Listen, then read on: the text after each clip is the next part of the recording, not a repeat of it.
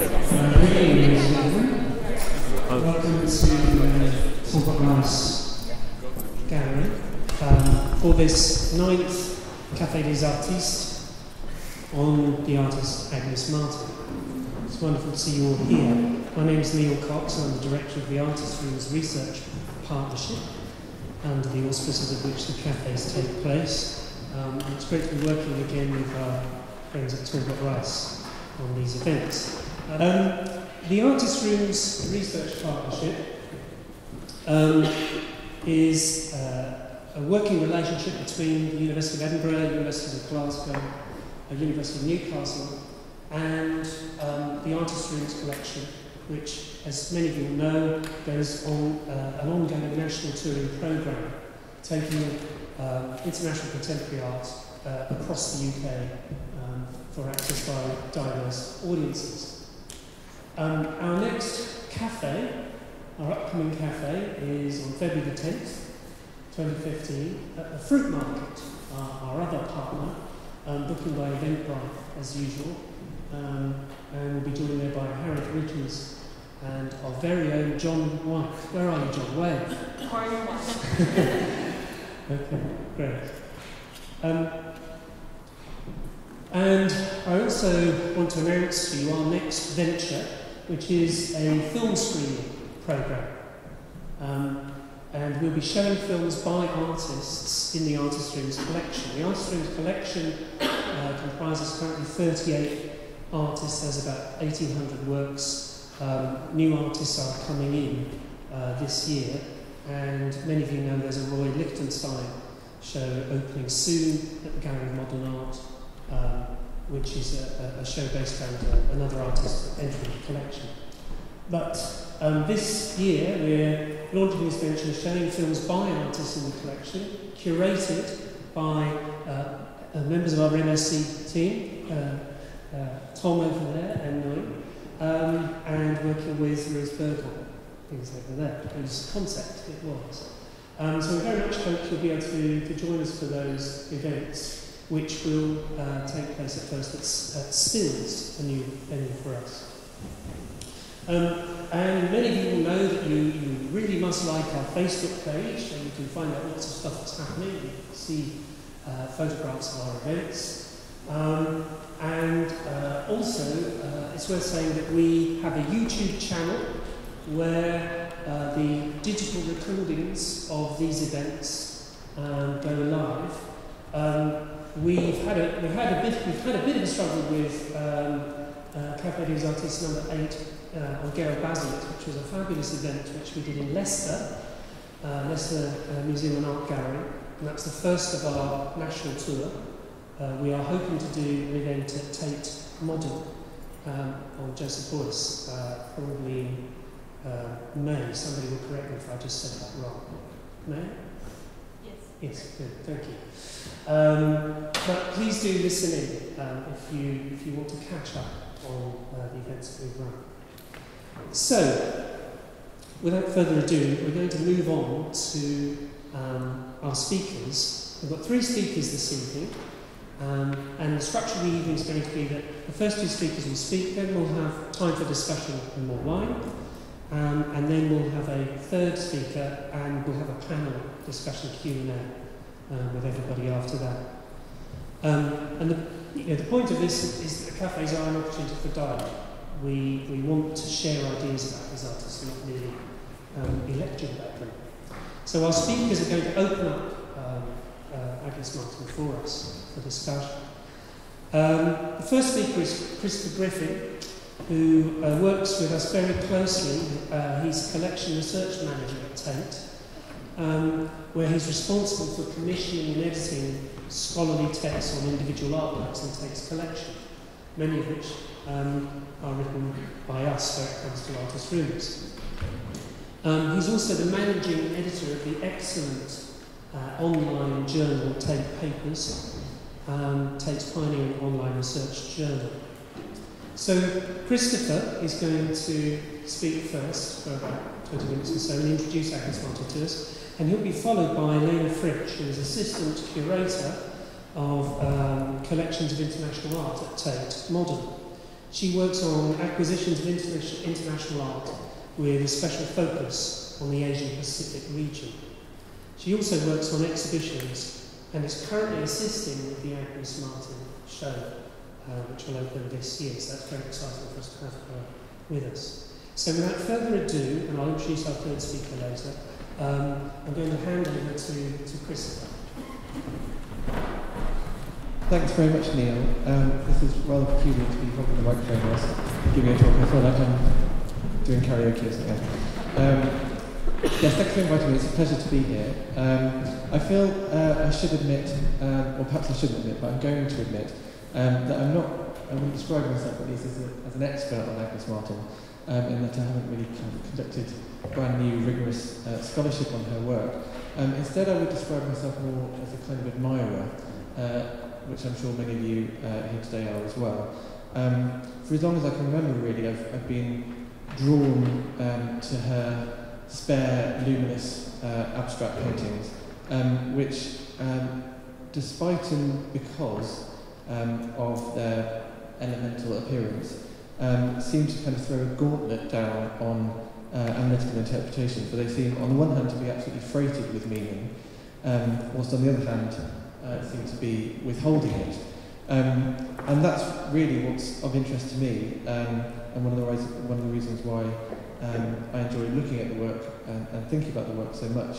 And that's essentially to try and come to some kind of intellectual resolution that explains how and why a work that is so simple can be so compelling. And it's perhaps curious that I use the word intellectual resolution, because the intellect and intellectual life is something that Agnes Martin absolutely dismissed in unequivocal terms in her writing. So, for example, she said in 1989, "It is quite commonly thought that the intellect is responsible for everything that is made and done. All of our conditioning has been directed towards intellectual living. This is useless in our work. All human knowledge is useless in our work. Concepts, relationships, categories, classifications, deductions are distractions of mind that we wish to hold free for inspiration." And another quote, "Living by intellect, by comparisons, calculations, schemes, concepts, ideas, is all a structure of pride in which there is no beauty or happiness, no life. The intellectual life is in fact death."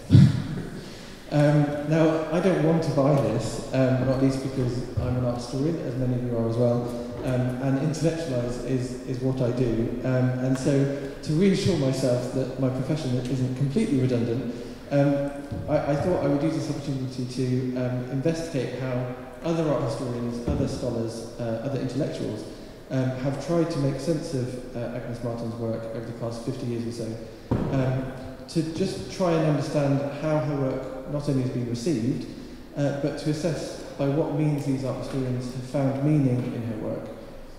So, in other words, what kind of approaches have been taken, what kinds of sources have people drawn upon, what kinds of themes and contexts have been examined, and perhaps interestingly, what kind of language has been used to describe these works and construct meaning around them.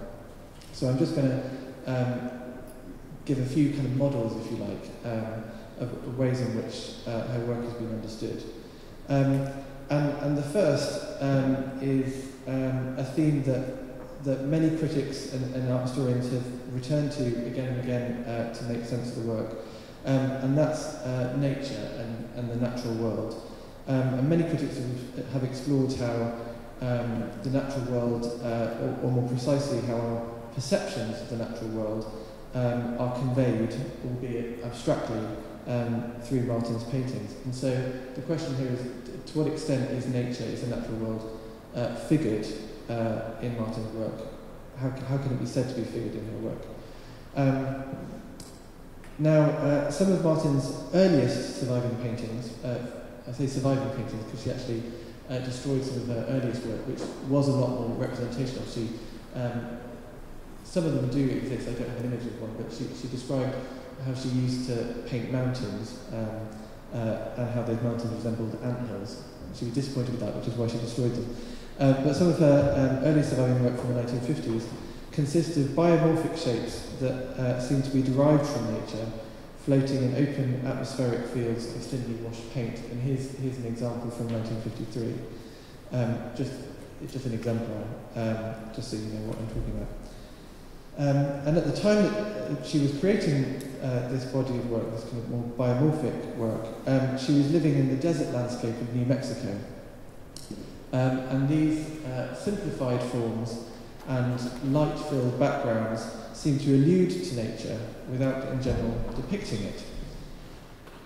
Now, in 1957, at the grand old age of 45, Martin moved to New York after Betty Parsons, a very influential and important gallerist, who represented many abstract expressionist artists who Martin greatly admired, including Barnett Newman.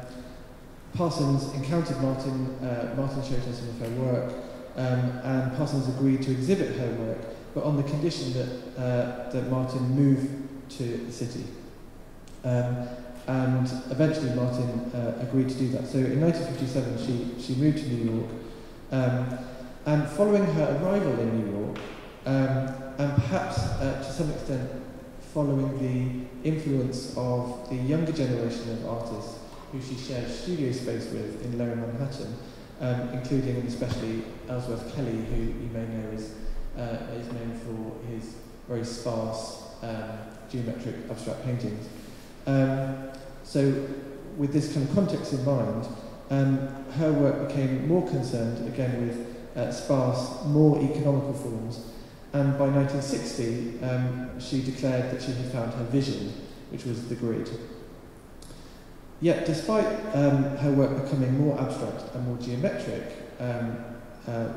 in New York, the allusions to nature persisted, as is abundantly clear from the titles of her works from this period. So just to name a few: Milk River, Night Sea, The Cliff, Red Bird, Flower in the Wind, and here is Flower in the Wind.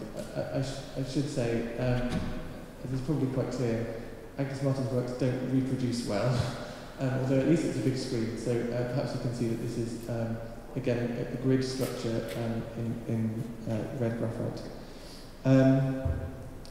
And it would appear indeed from her titles alone that vast unbridled expanses, so prairies, plains, deserts, the night sky, and their counterparts on a more modest scale, so leaves, blossom, birds in flight, were all potential sources of inspiration for her.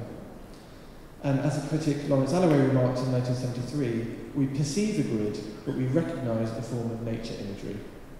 And the word recognise is key here, because as the curator Barbara Haskell has noted, these geometric abstractions did not seek to represent nature, but, quote, represent those sensations of exaltation which nature commonly elicits. And it's interesting, again, thinking about language, the words that are used here, because according to Haskell at least, what Martin was seeking to conjure was a sense of the sublime. And in her writings, indeed, Martin talks a lot about, she does use the word sublime, she talks a lot about transcendental reality and her pursuit of beauty, which seems to correlate not only with romantic notions of the sublime, but also with the ambitions of abstract expressionist painters, including Mark Rothko and Barnett Newman, who she greatly admired. And incidentally, Newman actually wrote an essay in 1948 titled The Sublime is Now.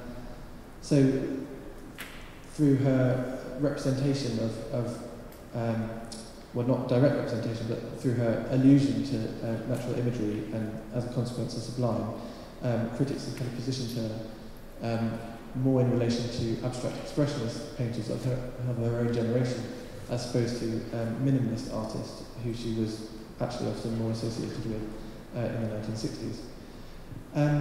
Now, despite these, this kind of association, these allusions to nature, Martin herself always insisted that her works were not about nature, and that's despite the overwhelming quantity of references to natural forces in her writings. And actually, I think my favourite, one of my favourite Agnes Martin lines is where she explains that one of her ambitions is to paint the space between the rain, which I think is just quite beautiful.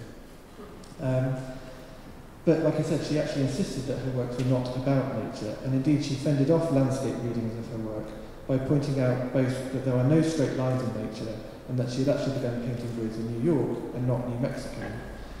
However, the art historian Anna Chave has noted it is unmistakable that the decision to pursue her art in the desert, both before and after the decade she spent painting in the city, bespeaks not only of a yearning for freedom from worldly distractions, but also a positive desire for immersion in unspoiled surroundings of a preternatural beauty. And I think that's quite important because that line, and certainly, stating categorically it's unmistakable that that her decision to move to the desert had an effect on her work, demonstrates the significance of Martin's biography, as well as the historical, and in this case geographical circumstances in which she lived and worked. The significance of that biography in shaping understanding of her work. And actually, biography, as is the case with many artists, is another lens through which Martin's work can be considered. And in particular, because I won't run through her entire biography, but I would like to point out her, what you might call her kind of philosophy of life, which she was committed to in an almost saintly way, and indeed her lifestyle, which has become almost mythologized in the literature on her work. So, for example, it's well known that at the age of 55, after spending 10 years in New York, pursuing her career as a professional artist, and having had reasonable success, she chose to abruptly abandon painting and leave the city and actually spend a year and a half alone driving around the western United States and also into Canada, where she was born, in a pickup truck and camper van, until she finally settled in 1968 in a mesa in New Mexico again. And it was there that she built her own house, single-handedly, a very humble abode. And it was there, isolated from the art world in this kind of self-imposed exile almost, that she eventually decided to take up painting again. And then it was there that she lived an almost solitary existence in the desert until her death in 2004. Now this image of the meditative artist, so one who escaped the complexities of the social world in favour of the complexities of nature, has unsurprisingly coloured the reception of her work since the 1970s. And it's probably important to note that she was already considered to be different from the group of artists who she was most closely associated with while she was in the city, because she actually, like I said, lived in a studio complex in Lower Manhattan with artists including Ellsworth Kelly and Robert Indiana, so a younger generation of artists, and she was often associated, like I said, at the time, with minimalist art, and she was noticeably different from the likes of Frank Stella and Sol LeWitt and Donald Judd by virtue of her sex and also her age. But despite already being kind of cast as a sort of anomalous character, it was once she retreated to a life of contemplation and meditation in the desert that Martin attained a unique status among contemporary artists and a new reputation as, I quote, the aesthetic high priestess of minimalist painting. And indeed, in a review of Martin's work written in 1976, the critic Hilton Cramer famously concluded that her paintings were like a religious utterance, almost a form of prayer. Such was the nature of the, quote, heavenly light that pervaded her canvases of the 1970s. And this is from a body of work that Cramer was talking about, just to give you an example. Now these spiritual qualities detected by critics have been accounted for with reference to Martin's absorption of and study of Zen Buddhist philosophy, and then also in particular Taoist philosophy, which emphasises the ideals of detachment, quieting the mind, humility, acceptance. So these were all values and principles that she adhered to religiously.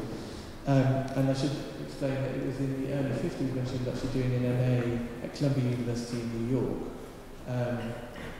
She was briefly in New York in the early 50s where she first encountered, first came to learn about Buddhist and Zen Buddhist and Taoist philosophy, where she heard lectures. And of course Martin was one of many artists at the time, artists and intellectuals, including also people like John Cage and Anne Reinhardt, who became somewhat of a mentor for Martin, who turned to Zen and Taoism in the early 1950s as an alternative to existentialism. Now, Martin's own philosophical formulations amalgamated these Asian philosophies with Christian thought and also a homegrown pragmatism nurtured during her youth in rural Canada. A number of her statements. So, for example, one statement that again recalls the natural world, quote, "If you can imagine that you're a rock, all your troubles fall away. Sand is better. You're so much smaller as a grain of sand." So some of these philosophies have been considered by critics and art historians, and through these philosophies her works have been read. And importantly for us, a number of critics have actually sought to identify this kind of self-effacing, egoless philosophy in her actual paintings. So, as Anna Chave has noted, this egoless sensibility is manifest, quote, "in the way she chose and assiduously adhered to a standard schema for her compositions, in the way she subsumed the individuality of her touch in drawing the lines of her grids, and in the very faintness or lack of assertiveness that typifies those lines." And similarly, the critic Douglas Crimp noted how Martin's, quote, confrontation with drawing involved an abandonment of signature in favour of perfection, which is indeed anonymous. While Holland Cotter has remarked how her pencil lines form, quote, paradoxically a signature without an ego, adding, "It is hard to think of any other painting today that makes self-identity and self-abnegation so nearly one thing." And this was one of the body of work that Cotter was talking about at the time, just to give you some kind of visual reference to some of these lines. Now it's clear from what I've covered so far that Martin's own writings have inflected, if not positively moulded, how art has been understood. And just to make the point clear, before the publication, the first publication of her writings, which appeared in 1973, as I said, her work was predominantly associated with minimalism. So, in other words, with the logical, the systematic, the machinistic, the unemotive. So, in other words, not with the intuitive, natural, personalised sensibility concerned with beauty and happiness, which Martin actually championed. And I actually thought it just to kind of bring this point home, it might be interesting to actually compare a work by Frank Stella. This is again just an exemplary work from the late 1950s and 60s, with a contemporary work by Agnes Martin, simply to compare and contrast them and to assess to what extent the discrepancies or the polarities in their vision, in their aesthetic agenda, can be seen in the two works. So, obviously both paintings, there's a concern with line, with order, with regularity, with rhythm, and indeed, the more you look, perhaps just a kind of a crude form of analysis makes it clear why Martin's work was labelled minimalist, but also how instrumental her own writing has been in championing the way that her works have been understood since her first text was published in the early 1970s. Now, talking of formalism a little bit, I think it's important to highlight how, one other obvious way really that art historians and critics have approached the interpretation of her work. And rather than drawing on her writings or on her biography, as we've already talked about, a number of critics have, unsurprisingly, attempted to extract meaning from these paintings by means of formal and also, more interestingly, phenomenological analysis of the works themselves. Now, Martin's paintings, I think, really lend themselves to experiments in art writing, and there are many texts written by critics who clearly relish the opportunity to describe and examine the experience of looking at her paintings using evocative, poetic and expressive language. But in the interest of time, actually, how am I doing for time? Okay, great. Yes, in the interest of time, I'm just going to consider one important early text written by the critic Hesher Linville in 1971, who was one of the first people to attempt to describe the visual effects that viewers of a Martin painting often experience. So Linville explained that the experience comprises, quote, a sequence of illusions and textures that change as viewing distance changes. And she starts with a close reading where one can appreciate the details of the painting's materiality. So this is quite a long quote. Sometimes her line is sharp, as in an early painting, Flower in the Wind, it's on screen. Sometimes its own shadow softens it, that is, it is drawn once beneath the pigment or gesso, and then redrawn on top, as in the beach. Most often, her line respects the canvas grain, skimming its surface without filling the low places in the fabric, so it becomes almost a dotted or broken line at close range.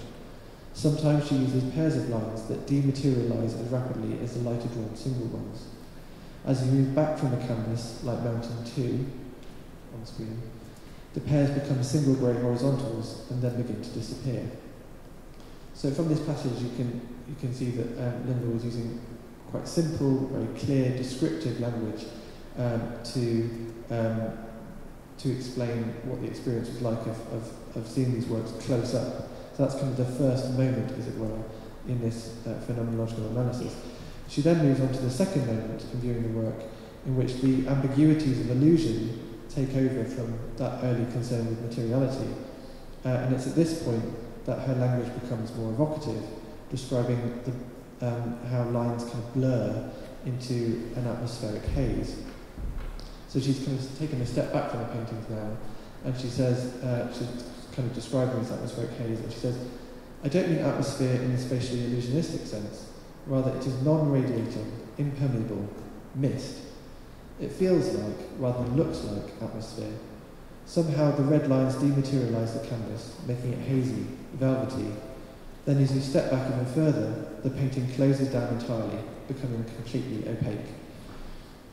And it's interesting that Linville, when describing this third moment at the very end of that quote, so when she's describing how the work suddenly becomes impenetrable and opaque, she goes on to elaborate with reference to natural forms. So she actually says in this third moment, the result of this view is to make her paintings impermeable, immovable as stone. And I think it's quite telling that even with a phenomenological reading, the kind of conclusions draw on the same sort of association with nature, which obviously come through in her writings, as we've considered, but also that come through from considering her work in relation to the geographical context in which she lived and worked. So all I've done is present a few different models and frameworks for thinking about Agnes Martin's work. So considering biography, considering where she lived and the circumstances in which she lived, in particular in the natural environment, considering her writings, and considering also a different kind of reading through phenomenology, just through close read of the actual works. And I was just going to finish by posing some questions that perhaps we can turn to later, which are questions that are fundamental to art history, really, but are particularly pertinent, I think, in the case of Agnes Martin. And these, quite simply, are, what are the merits and what are the limitations of reading Martin's work through her biography? And again, what are the limitations and what are the merits of reading a body of work through an artist's statement? And also, finally, what are the merits and limitations of reading it through formalism or through phenomenology? So these are questions that, like I said, are fundamental to art history, and there's no kind of right or wrong answer. It's all relative to individual works, but I thought it was perhaps a useful starting point for thinking about how meaning can be constructed when considering these works.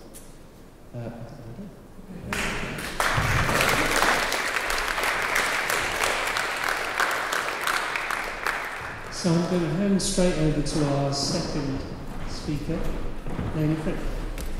Thank you very much for having me. My talk will perfectly complement what we heard so far. Some things will actually be quite similar.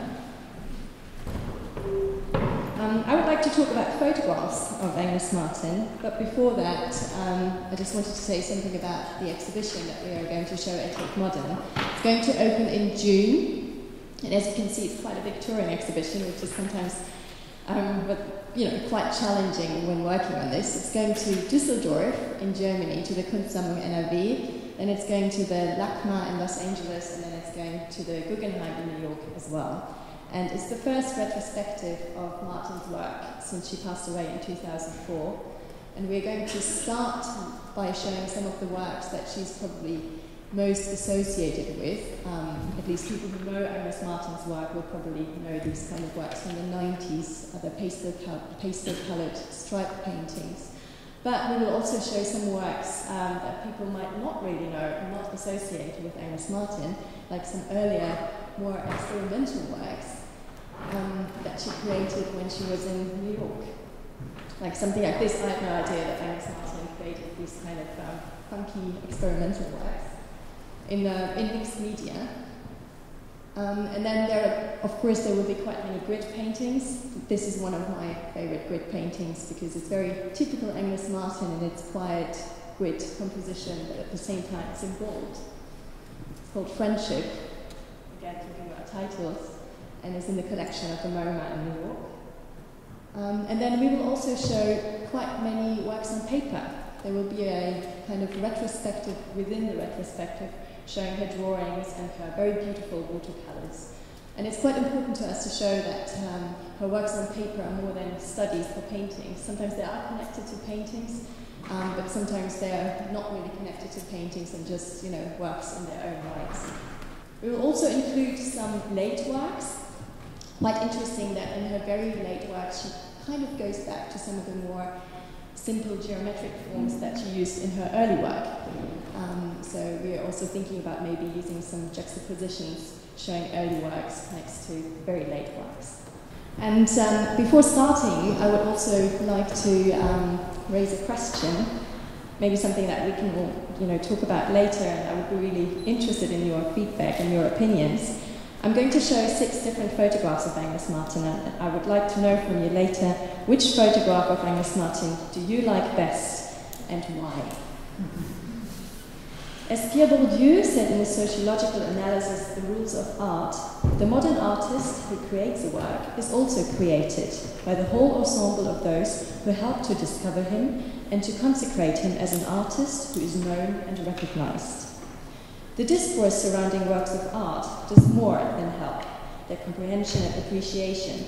It is also, quote, a moment which is part of the production of the work, of its meaning and its value. So like texts in art magazines and exhibition catalogues or monographs of on Agnes Martin's work, Martin's photographs are also part of a process that, in the context of the art business, co-creates her art and her artistic persona. And today I would like to discuss 3 photographs that have often been published in articles and exhibition catalogues. So they're the main source of the public image of Agnes Martin.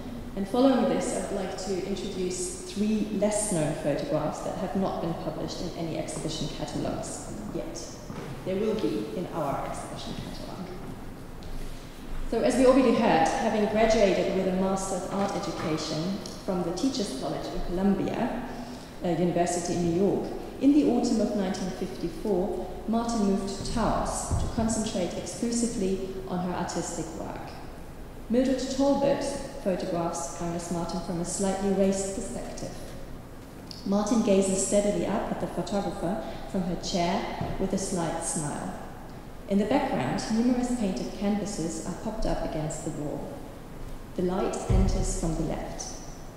The brightly lit paintings, some of whose biomorphous abstract forms are identifiable, take up around half of the photographic composition.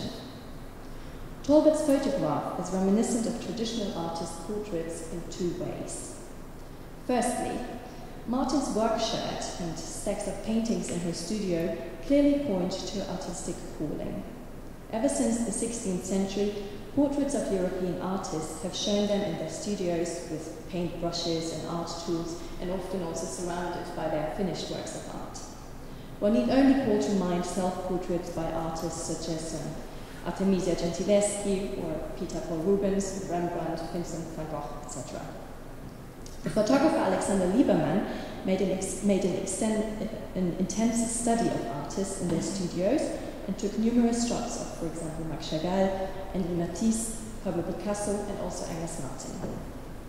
Secondly, the artists in these portraits typically gaze directly at the viewer. This is very evident in the works of the aforementioned artists, but also in paintings by, for example, Albrecht Dürer, Max Beckmann, Frida Kahlo, etc. And something very similar is also found in portraits of artists by photographers, such as August Sander, Man Ray, and Irving Penn. There are few photographs of Agnes Martin taken in towers in these early years of her artistic career. Drawing on the traditional iconography of portraits of artists, Talbot leaves the viewer in no doubt that the sitter in this photograph is a painter. It is therefore hardly surprising that this photograph has often been reproduced in articles and catalogues. In 1957, as we already heard, the gallerist Betty Parson became aware of Agnes Martin's work and persuaded her to return to New York. The photograph of Martin taken in 1957 by Hans Namuth, which has also been published in numerous articles and exhibition catalogues, shows her on a roof with other members of the Coenty Slip artist community.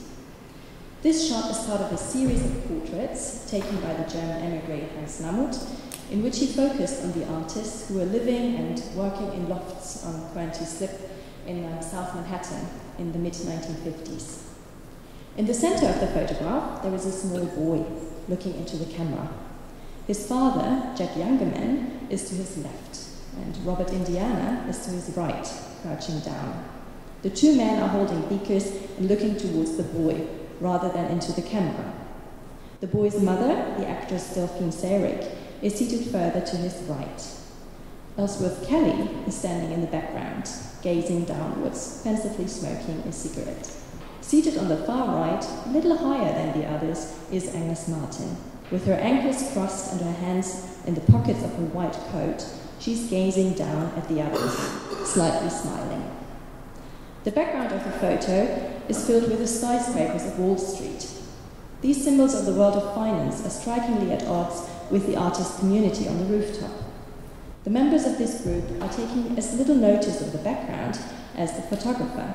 Away from the hectic buzz of the city, the artists are living their own independent and free lives. The gallerist and Arne Glemscher, who is also now looking after the estate of Agnes Martin, first met Martin in 1963 in Jack Youngerman's loft, and he remembers those days as being filled with, I quote, a sense of humor and endless possibilities. Freedom described the atmosphere. Martin's position in the photograph corresponds to her role within the group. A good 10 years older than her male colleagues, she plays her part in the photographic composition, but her raised position also reflects her special and slightly separate role. Charles Rushton took several photographs of Agnes Martin. One of the most frequently reproduced is this one from 1992, which portrays Martin in her studio in New Mexico. This portrait shows Martin seated in an armchair, like quite many photographs of Agnes Martin, by the way. She's always sitting in this armchair. On the wall to her left is one of her large format squat paintings in pale pastel colors, taking up more than half of the photographic composition. Martin is facing the photographer with a serious expression. Her legs form two parallel lines, as do her arms on the chair. She is wearing dark greyish trousers and a dark cardigan with a line of pale buttons running down the centre front. A strictly symmetrical white collar stands out against the cardigan. The popularity of Rushton's portrait is above all due to the fact that he successfully quotes her artistic approach. Echoing Martin's own style, Rushton structures this photograph from clearly defined lines. Reinforcing the rectangular shape of the painting, the upright symmetrical pose of the sitter and the row of buttons on her cardigan mark clear horizontal and vertical lines. In addition to this, the left side of the photograph, with Martin in the armchair, is darker than the right side, with the pale painting. The left edge of the canvas forms a vertical that divides the photograph into two reels. This composition, built up from straight lines, conveys a sense of peace and harmony. It reflects the way in which Martin and her art have mainly been viewed since the 1970s. Art critics have consistently alluded to forms of tranquility in connection with Agnes Martin and her work, describing it as silent, calm, quiet, and so on. And there have been repeated references to her secluded lifestyle, as we already heard, which is described in terms of solitude and solitary, isolated and isolation, while she is seen as a loner, alone, and as a recluse. This is partly due to statements by Martin herself, who often reflected on silence and a withdrawn lifestyle in her lectures and writings, as we see in, for example, The Untroubled Mind, that she wrote in 1972, or, for example, Beauty is the Mystery of Life, 1989. As early as 1975, Roberta Smith already described Martin as something of a legend. She attributes this partly to the fact, as we already heard, that Martin stopped painting for 7 years, and partly to a decision to leave the New York art scene for a life in New Mexico, far away from the beaten track. The artist as outsider, leading a lonely life and enduring a degree of impoverishment, but free from social constraints, has been a topos in art history ever since the Romantic era. Composure and seclusion came to be regarded as the prerequisites of artistic creation, and an anti-bourgeois stance became the hallmark of an artist. Rushton's quiet composition depicts Martin in New Mexico as a mature artist at peace with herself. In conjunction with numerous texts written by and about Martin, this photograph certainly contributed to her mystification as a self-possessed and solitary artist. Besides the references to tranquility and solitude, there are also frequent allusions to the seemingly inexplicable nature of her life and work, which have been described as enigmatic, mysterious, mystical, and mythical. In 1966, Diane Arbus made a powerful portrait of Martin, which heightens her inscrutability to the extent that it almost becomes strangely morbid. It was first published in the July issue of Harper's Bazaar in the context of a feature of the American art scene. And there were other artists in this feature, such as Roy Lichtenstein, Frank Steller, and James Rosenquist, so a very diverse combination of artists. Arbus visited the artist in her studio and photographed her seated in an ordinary wooden armchair. In the somewhat blurred background, a canvas is leaning against the wall. Martin, her eyes wide open and smiling shyly and uncertainly, gazes straight at the photographer. Her clasped hands are lying in her lap. Her knees are touching and her feet are turned slightly inwards. She's wearing dark, crumpled painting overalls made from a synthetic fabric with spatters of white paint on the legs. Her shoes, in sharp focus, are also spattered with paint. As so often, Arbus' camera angle is low and unusual in that it is off to one side. The lines on the floorboards create a sense of movement. Unlike Rushton's photograph, this composition is dominated by diagonals running in opposite directions, which create a darkly uneasy, almost slightly surreal situation. Arbus, who is known for her photographs of outsiders, accentuated her subject's troubled side. Martin's feet, turned inwards, and her hands convey a certain nervousness. The expression in her eyes is varied. Martin suffered from schizophrenia. Arne Glimcher has recounted that repeated schizophrenic episodes led to her being admitted to hospital. In New York in the late 1960s, these episodes became more frequent, and Glimcher recalls one weekend when Martin, having lost any sense of her own identity and surroundings, was found wandering in the streets of New York by the police. There is obviously no way of knowing if Diane Arbus was aware of Martin's schizophrenia.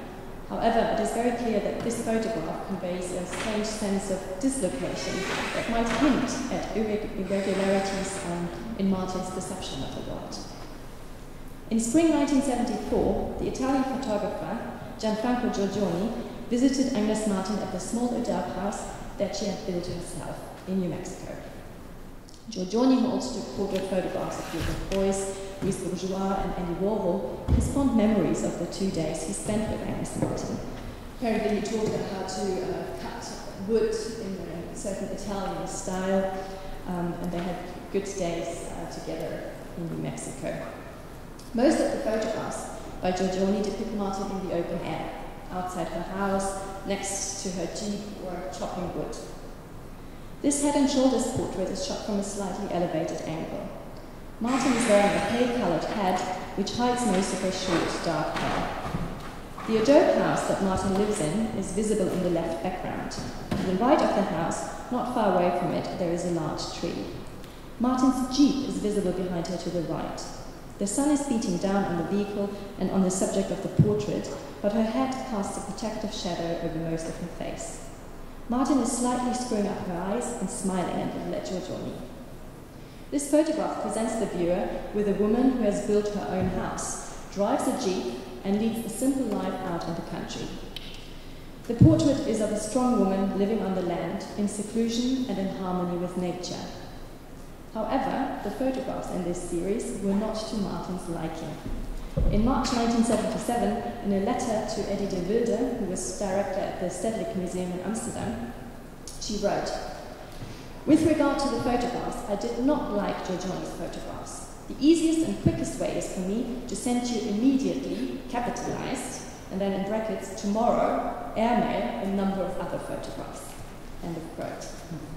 Accordingly, the catalogue for the exhibition in Amsterdam does not include any of Giorgione's photographs, and instead has reproductions of the portraits by Tolbert and Namus that we already saw, which present Martin very clearly as an artist. When Annie Leibovitz went to visit Martin in 1999, the artist was 87 years old. She was living in sheltered housing in Taos, but still drove out to her nearby studio every day, where she would work for several hours. This color photograph was published in Leibovitz's book Women, so along with other images by women, famous women as well as not famous women. Leibovitz's photograph shows Martin slightly left of center in her small, modestly furnished studio. We see an imposing elderly woman in a striped t-shirt with splashes of pale paint on it. With her hands loosely in her lap, Martin is sitting still and upright on the narrow bed. The edges of the figure, the bed, a small armchair and a dresser are all softly drawn. Sunlight enters the room through the Venetian blind behind Martin, which occupies around a third of the composition, bathing the space in a muted yellowish glow. Martin's face and figure are in comparative darkness, and a large beam of light extends outwards behind her upper body. Her calm aspect, the soft outlines, and the muted warm light combine to create a harmonious, meditative atmosphere. The light above and behind Martin's head and shoulders seem almost like a large halo. Ever since Vasari's Lives of the Artists, first published in 50/50, there has been a tendency to present artists as human beings with extraordinary, even divine gifts. He or she is seen as a second god or a divine artist, divino artista. Similarly, in discussions concerning Agnes Martin, who engaged not only with Christian thought but also with Zen, Buddhist and Taoist philosophies, there are numerous allusions to religion. Critics have described her work as almost prayer, as sublime, meditative and contemplative. Others have described Martin as an art nun, an apostle of retreat, or even as a high priestess. Leibovitz, a photographer, described Martin in her book At Work as shy and thoughtful and, quote, a serious student of Taoist and Buddhist teachings. This portrait of the painter in her old age as an artist of mystical light reflects Leibovitz's own perception of Agnes Martin. Martin's lifestyle, without newspapers, television, or elaborate furnishings, has been described as ascetic, monastic, monkish. The minimalist room and the simplicity of the photograph reflect Martin's uncomplicated approach to daily life. In response to Leibovitz's question as to what she did first when she arrived in her studio each morning, Martin simply said, "Well, I sit here and wait to be inspired."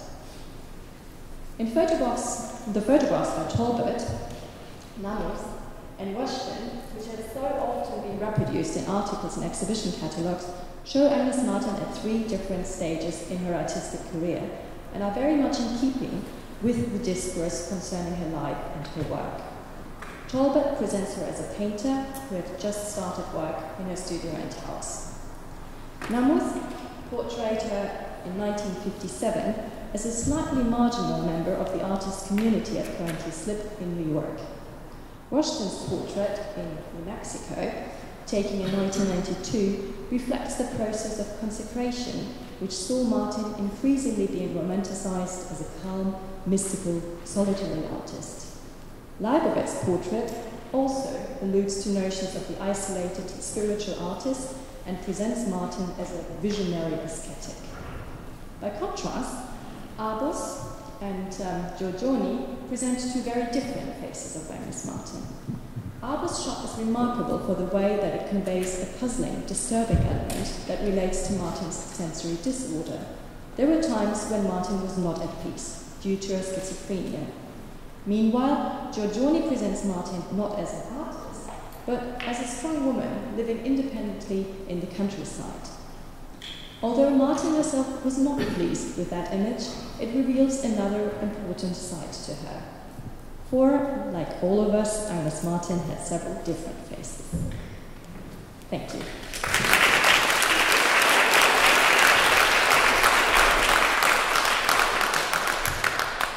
Thank you very much, Chris and Lena. So we've got now about 20 odd minutes to talk about some of these challenges or puzzles that have been presented to us by our speakers. I guess we're dealing here with an artist whose work is fundamentally difficult. It's fundamentally difficult to find a relationship or a way of talking about it, and I think Christopher's taken us through some of the routes that people have found to talking about it, and Lena, of course, has shown us the ways in which the artist's image functions as a frame for approaches to thinking about this work. On your tables, there are some aids to discussion, some curious pictures. Again, probably not great reproductions of Agnes Martin, who's impossible to reproduce, but that will make us all want to go to the shop. Yeah? So we'll come back together in about 20 minutes and pick up some people's observations. Okay, thanks. Fine. And do get a drink.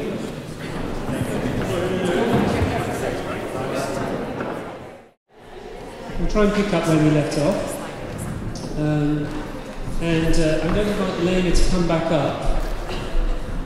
And the way this is going to work, briefly, is that Olivia, there she is, has the other microphone. So in a minute, I'm just going to pick up any comments so far. But at first, I want to do a vote on the photos. What's happened to that photo? It looks a bit funny now, doesn't it? They're gone. Oh, there they are. Yes, good. We'll come back to that. So we're just going to do a quick vote on this. Favourite photograph, all right? So we'll do the vote on the favourite, and then we'll ask people why. Okay? So who's for Mildred Talbot? Is that deux points? Yes? Okay, good. 2 people. 3 people. We've got 3 votes there. Somebody count there. Hanson Amuth. 1, 2, 3, 4, 5. 5. Yeah. Okay, 5 from the New York jury. Yep. Charles H.R. Rushton. Look at you romantics. Okay. Can somebody count? How many? 8? Looks like more than that to me. Are you sure that's only 8? Seems to be legions of 8. Okay, Rushton's in the lead. Annie Leibovitz. Not many. Okay, 2 there. Okay, and finally, no 2. Diane Arbus. 12 or 13. 12 or 13. Does that put them in the lead? Diane Arbus is in the lead, isn't it? Nicely. Yeah. Okay. And finally, Gianfranco Borgoni.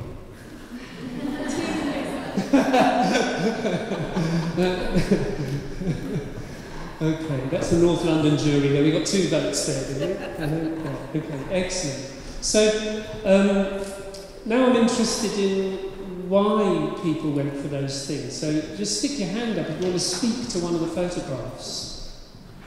If you want to tell us why. Because that's the interesting thing. Here we go. Yeah. I chose the Charles Rushton photograph. I mean, obviously there are many reasons why you could choose this photograph, but I'm just going to give one of the reasons why I chose it. I chose it because it shows a female artist in, well, was she 80 when this photograph was taken? In old age. Not looking sexy or glamorous or anything like that, which you might apply to the first photograph, the Talbot photograph. And we're used to seeing photographs of people like Man Ray, Georges Braque, Pablo Picasso, looking old, grey and wizened. And we tend to see, when we see female artists, if we see Leonora Carrington, it's during the Max Ernst period where she's top totty or whatever you might see. And I love this aspect of seeing a mature artist clearly confident in herself and confident in how she is being presented to the world. Thank you, that's wonderful, thank you. Anyone else like to speak about their choice? Well, mine is in direct contrast to the previous speaker, because I like the Arbus because of the vulnerability that I think it shows. Because I think within her work we see that she perhaps was a troubled person during part of her life, and I think you see it in this photograph. Thank you. Anyone else like to speak to their selection? Well, I picked the only one where she wasn't alone. Yes, I like that she was part of a group of artists, because that indicates her working process, that she's working in a studio, as Chris mentioned, with lots of other artists. So I like to see her not as in that active social period, perhaps, and think about how that influenced her practice. I suppose I can add as well for our table, we also chose Hans No.9. And we were kind of talking about how it's the one that's the least staged, and yet it still gets across the aspects of her personality that everybody is kind of familiar with. Okay, thank you. I'm hoping we'll be able to come back to some of the deeper issues that Christopher raised in his talk in the panel discussion. But I think probably we should move on now, because we have one more speaker this evening for you, and this is Andrew Hardman. And Andrew is a researcher in visual culture and art history. His research interests include histories of mid-20th century painting, performance art and theory, documentary photography and film, sexuality and gender studies, and issues of class. So we're in for a treat. He's currently working on a book called Studio Habits. That sounds terribly relevant, which considers the preservation and display of remains of artistic practice in studio spaces. Andrew is a founder member of Bellevue, a research group who specialise in making films in the arts and heritage sector. So please welcome Andrew.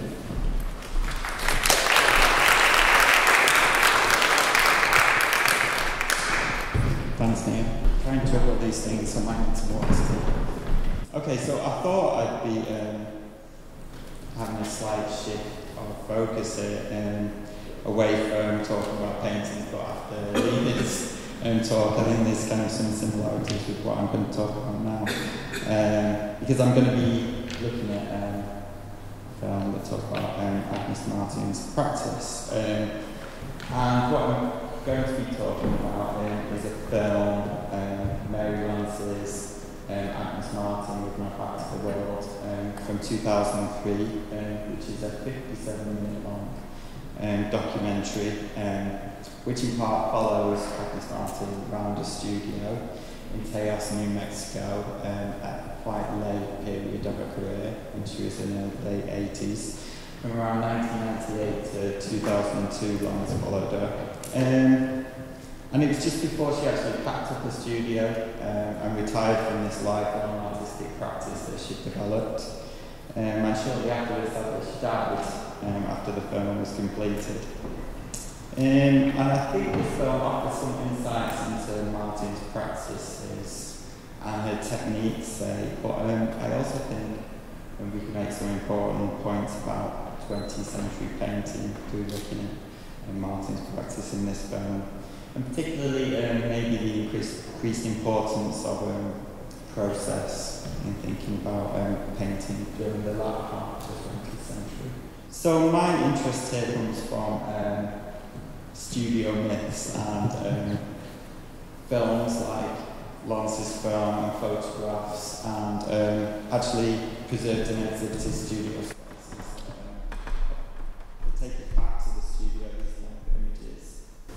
But I think a lot of these studio myths rest on this kind of traditional notion of art making. So, like the picture, some of the pictures that we've just seen, we tend to show the artist as an isolated artist in a solitary space. The studio is this private space. Another thing that when we see a studio on film or in images, tends to make a distinction between the studio as a space of production where things are made, and the gallery as a space of exhibition or where we see art. And I think this kind of runs counter to some of the ways that we think about art now, and it's kind of vaguely, well, it is anachronistic. So the third thing about studios as well, that you'll maybe see in this film, is it tends to show practice of the mastery of the material world, which I think has its own problems as well. If we think about how mastery has got this kind of masculinity around it, I think this has problems for women artists, for one. So this film uses some of these tropes, I think. For example, Agnes Martin on the film is shown alone at all times, so no one else appears in this film apart from Agnes Martin. But I think it also has in it some equivocacy, which I think we could maybe draw out between maybe what's said and what we see on film. And I think this kind of challenges some of these traditional notions of practice that I've been talking about here. So what I'm going to do is look at some clips in terms of themes about Martin's work, so looking at inspiration, difficulty, control, and the idea of repetition, and how these disturb some of these studio myths, but also what they offer us in terms of thinking about Agnes Martin's painting, but also more generally into thinking about 20th century painting altogether. Okay, so it's kind of interesting to add a voice to some of those pictures that Lena was showing us probably. So Agnes Martin's inspiration has been touched on in a few books about Buddhism and how comes from this idea of Zen Buddhist beliefs and the idea of meditation. And this practice of emptying out of the mind leads, she claims, to this inspired mental image, which she then expresses on canvas. And this expression of kind of an inner state onto canvas bolsters Martin's claim that she's some kind of abstract expressionist. And I think we could debate maybe the affinities and differences there between Martin and the kind of very romanticised ideas of inspiration and expressionism from the mainstream abstract expressionists. But this painting of emptiness leads to this pared down aesthetic that we've been talking about, the visual sparseness of some of their works, which is kind of crucial to our encounter with them, as Chris touched on, talking about Kasia Lenville. Rosalind Krauss also talks about the optical effects of her paintings, and Brendan Prenderville recently talked about it in Art History Journal, and the way that the paintings actually make us lean into them, the optical effects that they have. And this leaning in, perhaps we could think about it as taking up the position that we see Martin at in some of these clips close to the canvas, actually making art. In this way they kind of bring the idea of seeing and making together, so we see paintings as Martin made them in a way. And I think this takes us back, well, it obviously focuses on Martin's practice and takes us back to the studio, and I think this kind of breaks down that distinction between production and exhibition of artworks and the spaces that these things happen. Difficulty in making art is something that tends to be glossed over. On this film you kind of see obviously Martin at a late stage of her life, and you see like a laboured breathing, just really slow moving about, and the struggle to reproduce this kind of inspiration onto canvas. Just thinking back to working through those songs in the previous clip we saw. I think this runs counter to some of the ways that we think about painting as a practice, when we think about the artist as being the sole active agency in controlling the passive material world in the studio to create work. I think this is maybe a more nuanced and realistic way of thinking about practice, as this interface between artist and material, as like a negotiation with materials having their own minds in a way. She talks about this paint and says you can't tell until it's dry how it's going to come out. It's got the ability to confound her expectations of it. And the material that I put on the table is like a close-up of an image tree by Martin, and I think kind of not as clear on that reproduction, but when you see Martin's paintings very close up, you can see that the precision that she wants to build into the canvases are kind of thwarted by the stubbornness of the canvas, so it's not like show these precise lines, so you end up with a dotted line rather than a straight line. And I think this, in terms of 20th century painting, this is an important point about the renegotiation of the role of the artist as the sole producer of meaning in artworks. So she actually makes an important point there, and this admission supports another famous statement by her to Lucy Lippard in 1967 about her thought that the responsibility for the response to her paintings, I'm quoting here, is with the observer.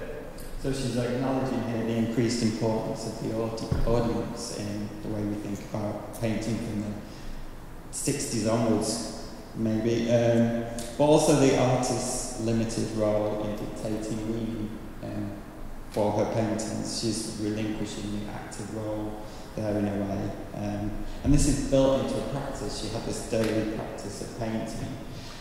This was then followed by an editing stage, so not everything would make it out of the studio. So this kind of active form of looking then, an authoritative and productive form of looking. Again, breaking down this distinction between the idea of production and exhibition and the places where seeing and making happen in art. So you have the gallery as a space of production with an activated audience taking part in making meaning for paintings, but also Martin's studio is a space of exhibition where paintings are looked at and judged in a way. Just to quickly now, in terms of her inspiration, notice that Martin's wearing horizontal stripes and all the images we've seen so far. But I think repetition is a key word in terms of Martin's work, in a couple of ways. They're obviously formally repetitious. They've got these repeated arrays of identical elements arranged according to geometric rules to produce these optical effects that Chris was talking about. And this has led people to relate Martin to minimalism, which is something we can maybe talk about in the discussion. The minimalists obviously used as well these pared down geometric forms that are supposed to be activate an encounter with any person looking at them. There's also the anthropomorphic scale as well of Martin's paintings, which talks about as if you could walk into them. But the other thing about repetition with Martin's work is the repetitious nature of her body of work. She had a studio habit where she painted the same painting for 40 years.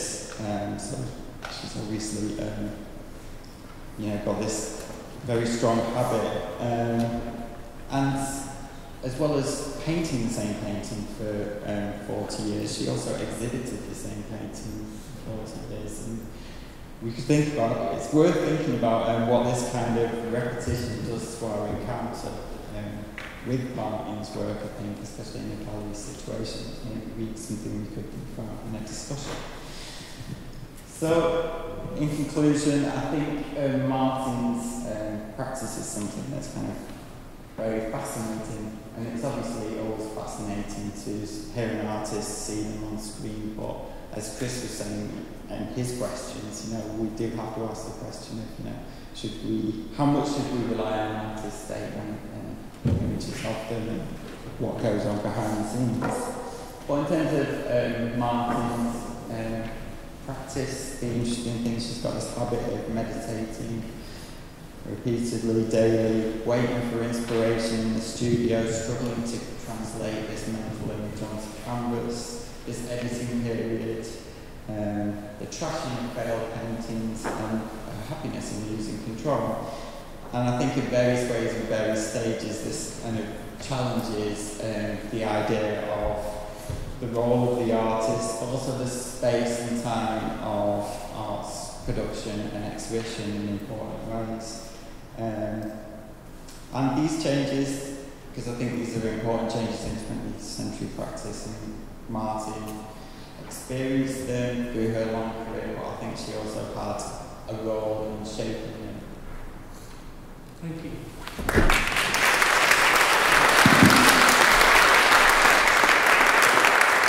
Thank you very much, Andrew. It's wonderful to see those clips and hear your observations. I'd just like to invite our speakers to come and sit here, because we've got 10 or 15 minutes just to talk.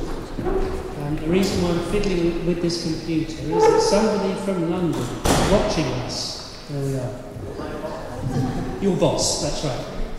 Okay, so this is just an opportunity really to pick up on the issues raised across those talks. And Liv, you've still got the microphone. I'm going to hand the microphone to the speakers now, so I will not be able to chair so that they can answer the questions. But please just stick up your hands if you'd like to pick up on any of the issues or themes raised. I just wondered if any of you knew about her relationship to the feminist art movement, because obviously she was living through that period, and I don't know if she was interested in it or had any relationship to it, or to the idea of feminism more generally. I will again state, like I said at the beginning, that I'm not an expert on Martin's work, so someone might correct me if this is wrong.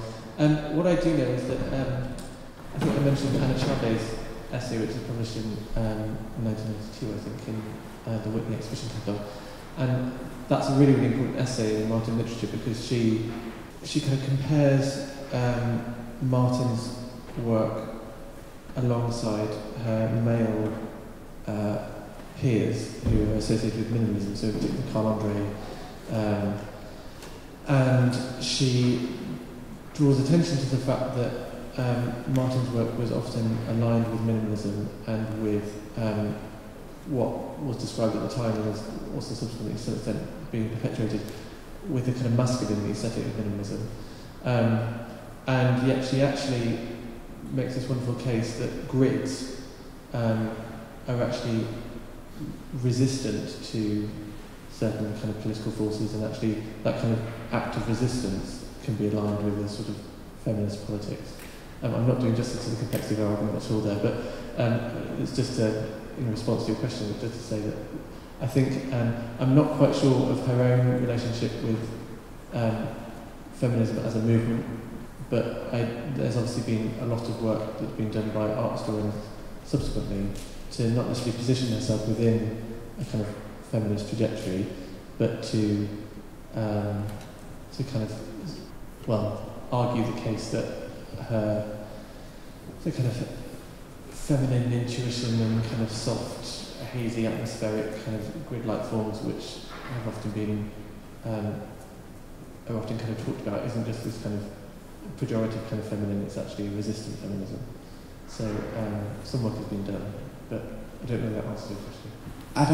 From what I've looked into Agnes Martin, I don't think she had a particularly strong relationship, as in she didn't really, it's not the kind of theory that she was interested in.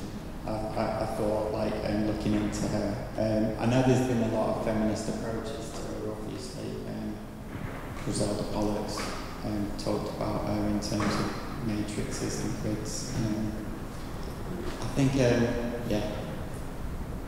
there's some of the ways that she's talked about her, especially in terms of taking on her as an abstract expressionist and celebrating the fact that she has this kind of egolessness which separates her from her male peers. I found a little bit counterproductive in terms of feminist art theory. The idea that her quietness was somehow a strength. But probably not that much time to go into that yet, so I'll leave it. Yeah, I would totally agree. I think the whole, the fact that she always emphasised how abstract her art is and how it's not related to herself or any person wouldn't suit any feminist or any political message or reading, really. So I think it's quite difficult to relate her work to gender in general. I mean, there are some essays that do that, but I personally don't really think it makes that much sense. Hi. She's an artist who obviously had, some degree of critical and commercial success during her lifetime. And yet, what fascinates me is that, she doesn't go and buy a home in the Hollywood Hills. She sort of retreats to New Mexico, almost sort of deliberately avoiding any cult of celebrity, as it were. But I mean, how well networked was she, in fact? What were the systems of her support in the 60s, 70s and 80s in terms of gallerists and critics? Well, she was actually, when she left New York, she was quite successful. So there are quite many stories why she left. But also one theory is that it was just too much for her, all this success. So there was a support system, Betty Parsons at the beginning, then Alkan Gallery later, and then Arne Glimscher and the Pace Gallery. So she was actually quite successful, and but she was just not, when she lived in New Mexico, she's not the kind of person who was interested in any materialistic. Although she drove a big Mercedes-Benz later. Yeah. She said it's the only car that really works, and that was the reason, so not because of the status. But was she playing up to this idea of the sort of ascetic? I mean, that Annie Leibovitz photograph of her sitting in a room, in the twilight years, as it were, quite isolated, without any kind of obvious material success around her. Was she sort of playing into that romantic image in some respect, do you think? We were talking about this before because there's this mythology around Martin as this recluse, but it's always not very clear where that comes from and suiting whose purpose. And the fact that she was a really celebrated hermit is itself kind of like a bit of an oxymoron, maybe. She's really famous for not being famous.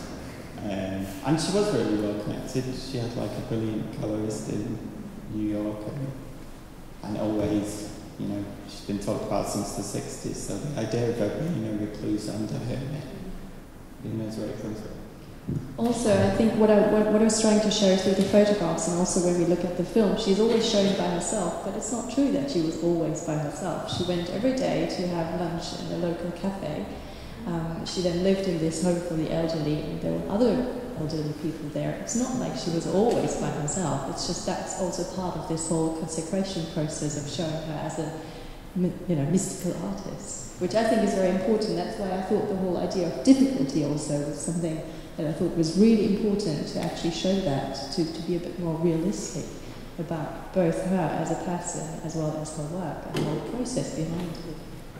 She was also very embedded in the artistic community in Taos. She had a group of friends around her who were all younger artists who she kind of mentored. So she did have like an active studio life, not like the mythical idea of her in the middle of the desert with maybe a milk to get home to the other place. We've got time for one or two more. Hi, thank you. All the presentations were really, really interesting, thank you. Are you all involved in creating the exhibition in Tate? I kind of missed. Can I ask you, I'm really interested in the fact that she was so particular about how she presented herself and presented her work, and the fact that she edited her work so heavily that what was ultimately shown was the result of a long process of making lots of paintings and then destroying a fair number of them to get to the ones which were perfect, or as close to perfect as she could get, and was satisfying to her. But when you create the exhibition at the Tate, and you were talking about how there will be more photographs of her there, than, or there was the one that she didn't like and how that would be in the exhibition. Yeah, there's something about for the fact that she's now dead and she doesn't have the control over how she's presented. How do you negotiate that within the exhibition? And that's a very good question, actually, because that's something that we obviously always think about. How much after an artist isn't there anymore, how much do you have to listen to what the artist said? How much of an artist's statement is actually part of the work, and how much do you have to really, listen to? Well, we do respect her opinion in not including that many early works that she didn't like later on. There are early experimental works, there are also some biomorphic works, but they're not the majority of the exhibition. So that's definitely, respecting her own opinion, because she destroyed quite many of those early works. We also don't include the super early works that were more kind of her works that she created as a student. In regards to the photographs, there's actually this anecdote that I was just telling Andy before. We found a photograph that shows Agnes Martin in front of some of her works. In a very old art magazine, I think it was the Art Forum, and it's an advertising image for Parasol Press that sold her a set of screen prints on a clear day. So the first work that she created after these 7 years in which she didn't create any works of art. And Parasol Press actually found one of her letters to Parasol Press in which she includes the photograph and says, for the advertisement image, and she crops the photograph and says, I don't like my legs on this photograph, can you please crop it so they don't look so big? And we are now thinking about including this photograph in the catalogue, but of course in the cropped version. So we do respect what she said, but of course, I think as an art historian, that's it's a question that we always have to think about. How much does it make sense, and how much do we have to respect what the artist said? Can I just answer, sorry, just on top of that, there was watercolours. Did she show the watercolours during her lifetime? Were they exhibited pieces, or were they more her own personal archives? Sorry, say that again? Sorry, there was watercolours, yes. which I think are going to be in the exhibition. Were they works that she showed in the exhibition? Yes, they were shown. Yeah, there are drawings and works on paper that were shown during her lifetime, yes. Okay, we're going to have to draw this to a close in the interest of the staff of Talbot Rice. Thank you so much, everybody, for your contributions, and thanks ever so much to our speakers for those wonderful insights into Agnes Martin.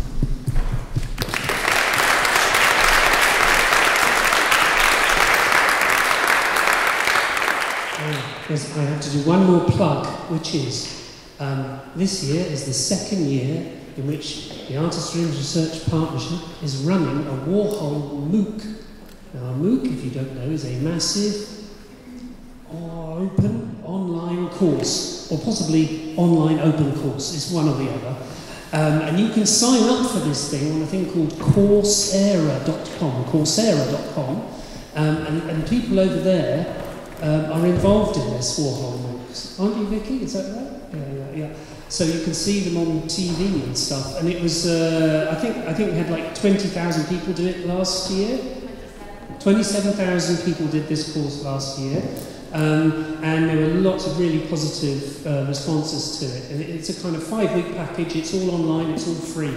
So if you're interested in learning more about Warhol, I commend it to you.